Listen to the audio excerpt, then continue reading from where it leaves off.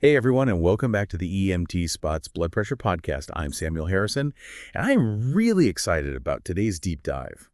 We're going to be exploring something that just might surprise you. It's the connection between your gum health and your blood pressure. That's right. I'm Olivia Harper. And what's fascinating about this topic is that, for years we kind of viewed gum disease and high blood pressure as like separate issues. But recent research is really showing us that they're more intertwined than we thought. And understanding that connection could be a game changer for a lot of people. Okay, so let's break this down. For those who might need a quick refresher, what exactly is high blood pressure and why is it such a big deal? So high blood pressure, also known as hypertension, essentially means the force of your blood against your artery walls is consistently too high. So it's like constantly pushing water through a narrow pipe. Eventually that pressure can cause damage. And in this case, it's damage to your heart and blood vessels, increasing the risk of serious problems like heart disease and stroke. Right, definitely not something to take lightly. Yeah. And then on the other side, we have gum disease or periodontitis. What's happening there? Gum disease starts with a buildup of plaque and tartar, which leads to irritation and infection of the gums. If it's not caught early and treated properly, that infection can actually lead to bone loss around the teeth, eventually causing them to loosen and even fall out. So we've got these two seemingly separate conditions. How are they actually connected? Well, this is where it gets really interesting. Groundbreaking research has revealed that the bacteria found in severe cases of gum disease, they don't just stay in your mouth. Oh, really? These tiny troublemakers can actually trigger inflammatory responses throughout your entire body. And that systemic inflammation, that's the body's widespread response to an invader, it appears to be a key player in the development of high blood pressure. So it's not just about having a healthy smile anymore. We're talking about a much bigger picture, right? Yeah. Exactly. Think of it this way. Your mouth is the gateway to your body. When harmful bacteria take hold in your gums, they can launch a full-scale invasion, impacting everything from your heart to your blood vessels. And the statistics really drive this point home. Studies show that people with gum disease are twice as likely to have systolic blood pressure readings above 140 millimeter Hg. Twice as likely. That's Yeah. a pretty big deal. Makes you wonder how many people out there might have undiagnosed high blood pressure that's directly related to their gum health. Absolutely, and that's the aha moment here. Treating gum disease, it isn't just about saving your teeth. It has the potential to improve your heart health and significantly reduce your risk of serious cardiovascular issues down the road. Now, I know we hear a lot about high blood pressure, Yep. but can you remind us what causes it and why it's sometimes called the silent danger? Absolutely. High blood pressure can be caused by a number of factors, including obesity, smoking, excessive alcohol consumption, genetics, chronic stress, and even certain medication. And it's often a combination of these factors that contribute to the problem. It's called a silent danger because symptoms might not show up until there's already some level of organ damage. So it's not always something you can feel happening, which makes regular checkups all the more important. And speaking of checkups, how is high blood pressure typically diagnosed and treated?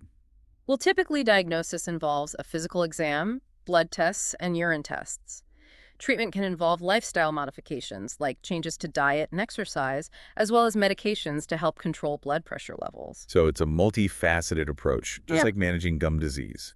And you mentioned earlier that poor oral hygiene is often linked to gum disease, but are there other factors that come into play? Yes, definitely. Smoking is a major contributor to gum disease, and certain medications, as well as underlying health conditions like diabetes, can increase the risk as well. Oh, It's not always as simple as just brushing and flossing, although those are absolutely essential. okay, so let's talk about those signs and symptoms. What should people be on the lookout for when it comes to gum disease? Well, there are some common signs that you shouldn't ignore. Things like red or swollen gums, bleeding when you brush or floss, persistent bad breath, and even loose teeth are all warning signs that you should see your dentist as soon as possible. It's like our bodies are giving us these little clues, trying to tell us something's not quite right. Exactly. And just like with high blood pressure, early detection is key when it comes to gum disease. The sooner you catch it, the better the chances of preventing serious complications. Makes sense. So how is gum disease typically diagnosed and treated? Dentists usually diagnose gum disease through a clinical exam, which may include x-rays to get a good look at the bone levels around your teeth. Treatment often involves a deep cleaning procedure called scaling and root planing, which removes plaque and tartar buildup below the gum line. In more severe cases, surgery might be necessary. So we've laid the groundwork here, covering the basics of high blood pressure and gum disease and how they're linked. But what can our listeners actually do to prevent these conditions in the first place? And what about managing them effectively if they're already facing one or both of these challenges? Those are the million-dollar questions, right? And the great news is that there are lots of practical steps people can take to protect their health. Let's start with lifestyle changes because those can have a profound impact on both your blood pressure and your gum health. All right, let's dive in. What are some specific lifestyle changes people can make to lower their risk? One of the most powerful things you can do is to adopt a truly healthy diet. And I'm not talking about some fad diet, but a sustainable way of eating that nourishes your body from the inside out. Okay, so what does a healthy diet actually look like when we're talking about gum disease and high blood pressure? It's all about focusing on nutrient-rich foods that support your overall health. We're talking about loading up on vegetables, fruits, whole grains, and lean protein. It's the classic advice for a reason. These foods are packed with vitamins, minerals, and antioxidants that help your body thrive. And just as important is limiting your intake of sodium, saturated fat, and added sugars. Those are the things that can contribute to inflammation and wreak havoc on your cardiovascular system. It seems like everything comes back to inflammation, doesn't it? It's like this underlying factor in so many health problems. It really is. And alongside a healthy diet, another powerful weapon in our arsenal is stress management. Chronic stress can do a number on your body, contributing to both high blood pressure and inflammation, which can worsen gum disease. So how can we effectively manage stress? It's easier said than done, right? It definitely can be. And there's no one-size-fits-all solution. What works for one person might not work for another.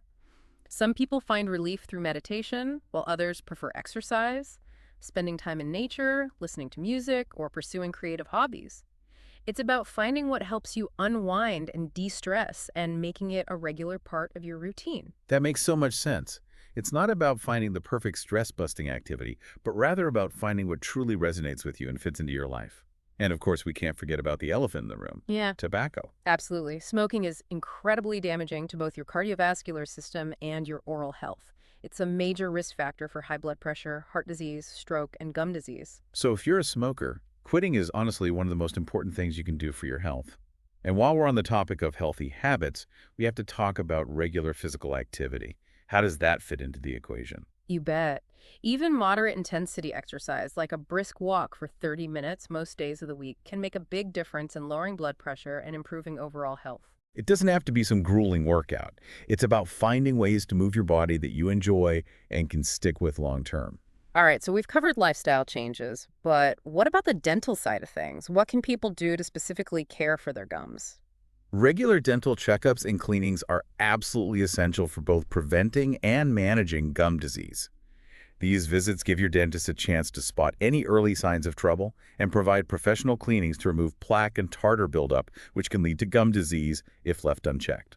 So it's like a preventative maintenance check for your mouth. Yeah. And early detection is key, right? Just like with high blood pressure, catching it early can make a world of difference. Exactly. And in some cases, medications might be necessary to manage both high blood pressure and gum disease. If that's the case, it's crucial to work closely with both your doctor and your dentist to ensure you're getting the right treatment and taking your medications as prescribed. It's like having a healthcare dream team in your corner. Your doctor, your dentist, and you all working together to create a plan that addresses both your oral health and your overall well-being. I love that analogy. It really is about a team approach to your health. So we've got lifestyle changes and professional care covered. But what about those everyday home care habits? What can people do at home to support their oral health? That's a great question. Home care is where it all starts, and it's all about those daily habits that can make a world of difference. Okay, let's break it down.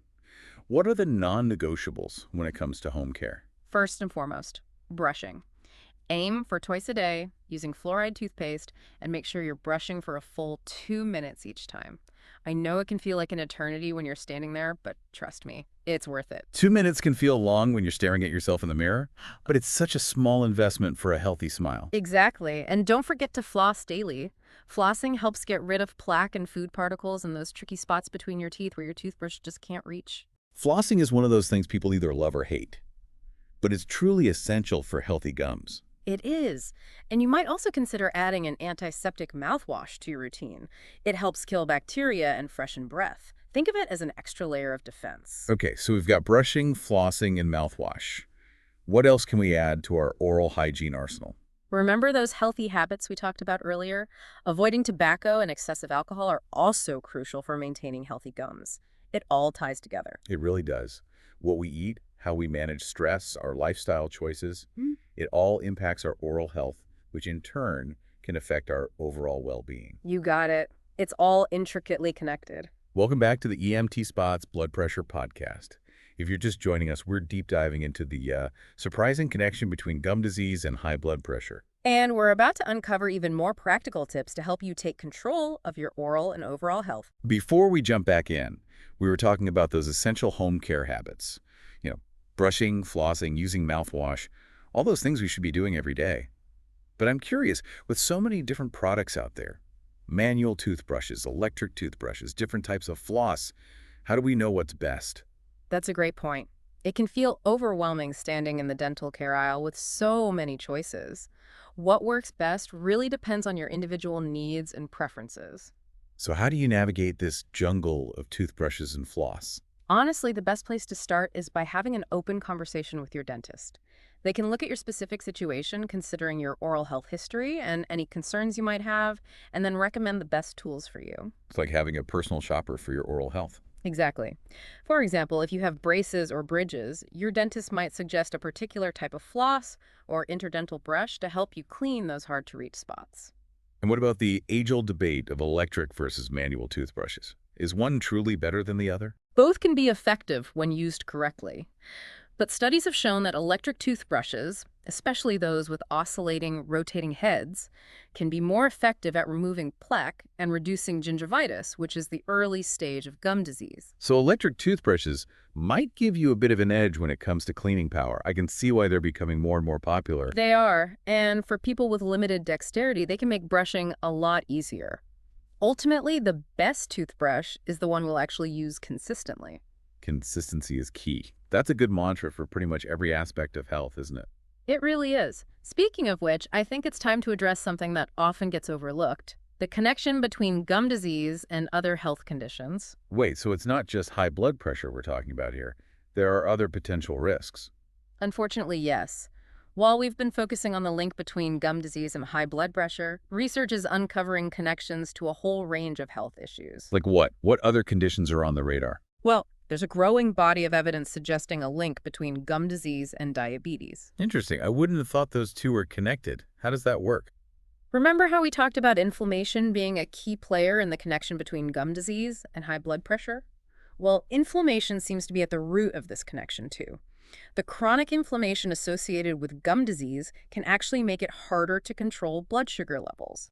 And for people who already have diabetes, gum disease can actually worsen their condition. So it's almost like a vicious cycle, the two conditions feeding off each other. That's a good way to put it. It really highlights how important it is to manage both conditions carefully. So we've got the gum disease diabetes connection. Are there any other links being explored? There's also emerging research suggesting a possible connection between gum disease and certain types of cancer, including pancreatic cancer and oral cancer. Wow, cancer too. That's definitely something people need to be aware of. It is, and while more research is needed to fully understand these links, the evidence so far is definitely compelling enough to warrant attention. It seems like gum disease is a much bigger deal than many people realize. It's not just about your teeth, it's about your whole body. Exactly. That's why we're doing this deep dive, to bring awareness to this critical connection between oral health and overall health. So we've talked about the potential risks and complications, but let's end on a more positive note. What can people do to feel empowered and take control of their oral health? That's a great question. I think it all starts with knowledge. The more you understand about gum disease, the more likely you are to take steps to prevent it, or manage it effectively if you already have it. Information really is power. Education is key. What else can people do to take charge of their gum health? I think it's about shifting our mindset. We need to start seeing oral health as an integral part of our overall health, not just something separate. It's not just about having a sparkling smile, it's about taking care of your whole body. I love that. It's about seeing the bigger picture and recognizing that everything is connected. Our mouths are part of our bodies, after all. Exactly, and once you start seeing it that way, it becomes easier to make healthy choices. Can you give us some practical examples of how this mindset shift can play out in everyday life? Absolutely. Think about it this way. If you're reaching for a sugary soda, Knowing that it can not only harm your teeth, but also potentially contribute to heart problems and increase your risk of diabetes might make you pause and reconsider. Right. It's about making those connections and understanding the ripple effect our choices can have. Mhm. A sugary drink isn't just a sugary drink, it's a potential domino effect on your health. Exactly. And it's not about being perfect, it's about progress. I love that. Progress, not perfection. Every little step in the right direction counts. I love that. Progress, not perfection. It takes the pressure off and allows us to focus on making sustainable changes over time. Exactly. And those small wins add up. Maybe you start flossing every day for the first time, or you finally kick that smoking habit. Those are huge accomplishments. Mm. They are. It's important to celebrate those victories and acknowledge the positive changes we're making. Absolutely. And remember, you don't have to go it alone. Your dentist, your doctor, your friends, your family, they can all be part of your support system. That's so important. Having a strong support network can make all the difference when you're trying to make positive changes. It really can. And don't underestimate the power of community. Connecting with others who are also focusing on improving their oral health can provide motivation and encouragement. There's something powerful about knowing you're not alone on this journey. Exactly. We're all in this together. So we've covered a lot of ground in this second part of our episode. We've explored the far-reaching impact of gum disease, and we've highlighted the importance of knowledge, mindset, and support in taking control of our oral health. We have, and hopefully our listeners are feeling more informed and empowered to make positive changes in their lives. Welcome back to the EMT Blood Pressure Podcast. It's time for the final part of our deep dive into the often overlooked connection between gum disease and high blood pressure. It's been quite a journey, hasn't it? We've dug into the science, explored the risks, and shared practical tips for taking control of both your oral health and your overall well-being. And in this final part, I really want to leave our listeners with a sense of hope and empowerment. Because while we've been talking about some, serious health conditions, the good news is that you have more power than you might realize to protect yourself. That's so true. Knowledge really is power. The more you understand about these conditions, the better equipped you are to make those informed choices that can have a lasting impact on your health. So let's take a moment to recap some of the key takeaways from our conversation so far. First and foremost, the connection between gum disease and high blood pressure is real, and it's something we need to be taking seriously. Absolutely. And as we've discussed, this link is largely driven by inflammation, that sneaky culprit that seems to be at the root of so many health problems these days. It's amazing to think that when we're talking about taking care of our gums, we're not just talking about preventing cavities and having a nice smile, Mhm. We're talking about protecting our hearts, our brains, and our overall health. It really highlights how interconnected our bodies are. Oral health isn't some, isolated thing. It's an integral part of our overall well-being. And the good news is that there are so many things we can do to support both our oral health and our cardiovascular health. Absolutely. And many of these strategies are simple and accessible. They don't require a complete life overhaul. It's about those small, consistent steps that add up over time. All right, give us some examples. What are some things listeners can start doing today to make a difference? Well, we always have to start with the basics, right? Brushing twice a day with fluoride toothpaste, flossing daily, and using an antiseptic mouthwash. Those foundational habits go a long way in preventing gum disease. Those are the non-negotiables, Hmm. the things we should all be doing without question. But it goes beyond brushing and flossing, doesn't it? It does. We have to think about those broader lifestyle factors that play a huge role in both oral health and cardiovascular health. A healthy diet, regular exercise, stress management techniques that work for you, and of course, avoiding tobacco. It's about creating a lifestyle that supports your overall well-being, which, naturally includes taking good care of your mouth. Exactly. And let's not forget those regular dental checkups and cleanings. Those aren't just about getting your teeth polished. They give your dentist a chance to catch any early signs of gum disease and provide professional care to keep your mouth healthy. It's about being proactive and working in partnership with your healthcare providers. Absolutely. And don't be afraid to ask questions. The more you understand about your health, the more empowered you'll feel to make those informed decisions that are right for you. I think that's such an important point. We shouldn't be passive recipients of healthcare, Yeah. We should be actively involved in our own well-being. It's our health, after all. I couldn't agree more. And remember, it's not about being perfect. It's about progress, not perfection. Every small step you take toward a healthier lifestyle is a victory worth celebrating. Well said. It's about focusing on those things you can control and making gradual, sustainable changes you can stick with over time. Exactly. And you don't have to go it alone. Your healthcare providers, your friends, your family, they can all be part of your support system. Surround yourself with people who lift you up and encourage you on your health journey. That's so true. Having a strong support system can make all the difference. We're not meant to do this alone. And don't underestimate the power of self-care. Taking time for yourself, doing things that bring you joy and help you de-stress, those things are essential for your well-being. They're not selfish, they're an investment in your health. So we've covered a lot of ground in this deep dive, but before we wrap things up, I want to leave our listeners with one final thought. I'm all ears. I want everyone listening to ask themselves this question. What one small change can you make today to improve your oral health? Maybe it's committing to flossing every day. Maybe it's finally scheduling that long overdue dental checkup. Or maybe it's just being more mindful of the foods you're choosing. It's about taking action, no matter how small. Those small steps add up over time, and they can lead to big changes in your health and well-being. That's it. Start small, stay consistent, and celebrate those wins along the way. You have the power to take control of your health, one small step at a time. Thank you so much for joining us on this deep dive. We hope you found it informative and empowering. I'm Samuel Harrison. And I'm Olivia Harper. You've been listening to the TheEMTSpot's Blood Pressure Podcast. We're so glad you joined us, and we hope you'll subscribe, like, comment, and share this episode with anyone who might benefit from this information. See you next time.